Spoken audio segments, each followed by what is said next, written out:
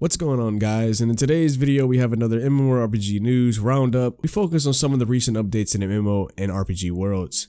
Starting off with Eve Echoes mobile launch. So Eve Echoes is a mobile version of the EVE Online MMORPG. It released on August 13th. Now, the entire universe of New Eden is presented in Eve Echoes, and while there have been changes to the UI and how the game handles due to the mobile aspect of Echoes, there was a hands-on testing at EVE Vegas back in 2019 last year, and it impressed that it retains the core EVE experience while also getting blown up by massively Brendan drains in the process. It is currently now released on both iOS and Android devices for free. Next off, we have Blessed Unleashed PS4's release. After the exclusively launch of Blessed Unleashed on the Xbox One earlier this year, Round 8 Studios and Bandai Namco have now set their sights on a PlayStation 4 release later this year with a closed beta test scheduled for next week. According to the official press release, the closed beta test will run from August 20th to August 24th.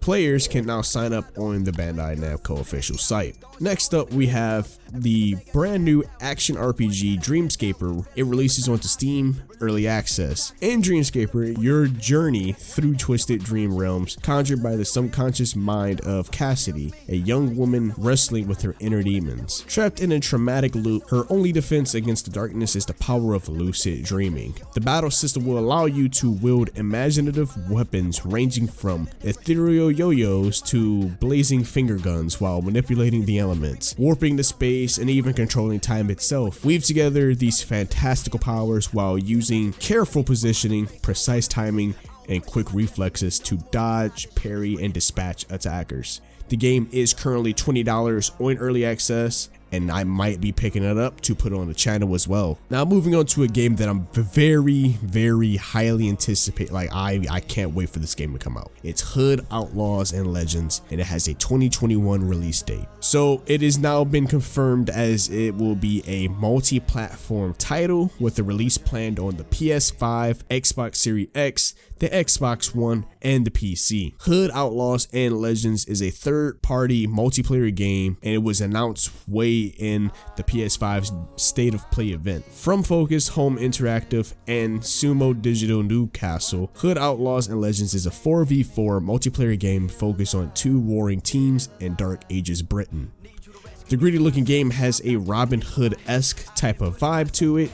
It's centered around the two armies competing to take back stolen property and land from a corrupt authority known as the state. Gameplay footage showed a focus on stealth kills, melee, and bow and arrow combat, as well as magic usage. You could be able to steal a treasure chest back from a state stronghold is your main objective in the game, but enemies, both real and of the NPC variety, will cause major roadblocks if you don't work as a team. Treasure chests are also heavy and you can only carry so much ammo, so Hood, Outlaws, and Legends is a very tactics focused game. Moving on to Elder Scrolls Online, and they have a brand new Stone Dungeon. Now, last month, ZeniMax Online talked up the new Castle Thorn Dungeon coming to Elder Scrolls Online and the upcoming Stone Thorn DLC. And as of yesterday, we got a 360-degree preview of Stone Garden, the second Stone Thorn Dungeon coming to the game. Today, we're getting a more in-depth look at the dungeon and a new dev blog on the official website of Elder Scrolls Online. Now, not much is known about the Stone Garden other than the fact that it was an abandoned Dwemer facility of some kind. The piping, the tubes, and the Dwarven machines were perfect for Arceus' plan, and so he retrofitted them into his own designs, making the entire structure one giant laboratory. Gwendis of House Ravenwatch will be joining you as you explore Arceus' hidden laboratory and face the monstrosities within. But you can also turn yourself into a werewolf to help you overcome the dungeon's unique challenges, including a hard mode for each of the 3 boss battles inside of the laboratory. Players who successfully defeat Arceus' creations will get the chance to earn valuable rewards, including achievements, gear sets, a monster mask, collectibles, and the Kraglin's Howl medium set. Moving on to Blade and Soul Midnight Reborn arrives on August 19th with a new heart tier system. So Blade and Soul closes out the summer season with a bang with the release of the Midnight Reborn update. The update features a brand new heart tier, the new compound system, and a bunch of new events. The new heart tier will allow players to increase their character's attack power, critical chance, and HP, and unlock the new resolution skill strike, which deals a massive 250,000 points of damage when triggered. The new compound system, on the other hand, will give players access to a secondary equipment window where players can equip accessories to increase their stats and even fuse them with runes. And finally, the developers will be kicking off a whole host of new events to mark the update's release, including the Heartmaker event that gives players a chance to upgrade their hearts at reduced gold and material costs. Players can also grab the Heatwave bathing suit and a 7-day premium pass through the Summer Chill event. Now, I'm actually very proud of this next game that I'm about to speak of, and it's going to be Phantasy Star Online 2. They have a 1 million player celebration, and they're having a Persona crossover. So PSO2 has hit the 1 million player mark and is celebrating the milestone with yet another crossover event and bonus events. This time around, Sega is collaborating with the Persona franchise to give ARCs the chance to grab costumes, hairstyles, accessories, paint, room items, music, and more from the new Persona themed AC Scratch Ticket collection. Now, the worlds of two games are colliding. PSO2 players can don costumes and hairstyles, perform emotes, decorate their rooms with brand new items, play iconic music tracks, and get new pets from the Persona collection. Drawing an AC Scratch Ticket offers a chance to obtain these items and more. Players will be able to recognize in-game items for Persona 3, 4, and 5. In addition to that, the developers will also be boosting your experience, rare drops, and rare enemy spawn rates for a limited time, and will be running a new daily login event.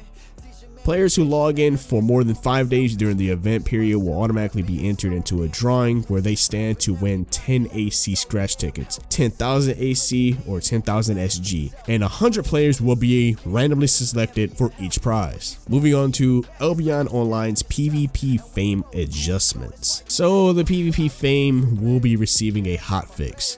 Now, the previous hotfix for Rise of Avalon tweaked a couple of things, including fix an issue where full PvP fame was given to each member of a party involved in a kill, and fix an issue where dead characters were sometimes still included in matchmaking for corrupted dungeons. Now in order to make sure that the integrity of statistics in PvP remains so, the team states that they're going to remove all PvP fame which was earned during the time the bug was in the game. It should appear sometime next week, so be on the lookout for that, guys. And another game that's having a bug issue will be Guild Wars 2. Guild Wars 2 is currently experiencing latency problems, which ArenaNet admits won't be easy to fix, but they're already hard at work trying to track down the individual problems to come up with a solution. They said, "We know this makes for a frustrating gameplay experience, and we want to let you know what we're doing to find and mitigate those problems. The reality is there's no single sweeping change that can fix latency issues for all players, or even most players. Will keep you updated on their progress as we are able to." That's from ArenaNet themselves. You can also check it out on their official forums as well. Meanwhile, the World Boss Rush special event will be returning next week with an additional boss and more rewards up for grabs. The dreaded Drakkar has been added to the list of bosses who could use a little extra thrashing, and bonus boxes of goods now have a very rare chance to contain a crystal infusion or Heart of the Conqueror. The next biggest update we got for this week is the Path of Exile's Harvest update. Now, last month, Grinding Gear Games rolled out the limited time Harvest League for Path of Exile, which is proven to be one of the most popular leagues ever released for the fantasy MMORPG. Unfortunately, the developers say that the current league's mechanics won't be making it into the base game anytime soon, and as they say, and as I quote, "When we designed Harvest, we wanted to experiment with a more deterministic crafting system that that would enable players to access powerful items earlier in their character progression. In the sense, we feel that the crafting system has been very successful. However, at the top end of gameplay, Harvest has made it too easy to gain very powerful items that previously required a lot more work and investment to acquire. This was acceptable for a temporary challenge league, but poses problems for the long-term health of Path of Exile's item economy if allowed to remain in its current state. Now, it doesn't necessarily mean that bringing the mechanics to the base game isn't possible, but it would just take a lot of time and effort to adapt it for the base game. All of these changes are too time consuming to implement immediately. We would like Harvest to be core in the future, but we are not yet sure of what that will look like. But in summary, if you're enjoying Harvest in its current form, just try to take advantage of as much as you can while it's still out. And that will be it for this week's MMORPG roundup. I hope you guys enjoyed the releases and updates. I hope you guys are ready for this week's content drops I got for you guys. Until next time, my Outcasts, don't forget, hit the like button. Share the content to your friends who also enjoys MMOs and RPGs. And if you like my content, then definitely hit that subscribe button. Now, Outcasts, I'm signing out. Peace. I don't wanna break down, I've been losing faith now. I've been in my mind, getting used to the pain now. No one else to blame, did this all on my own. I don't think I'll change.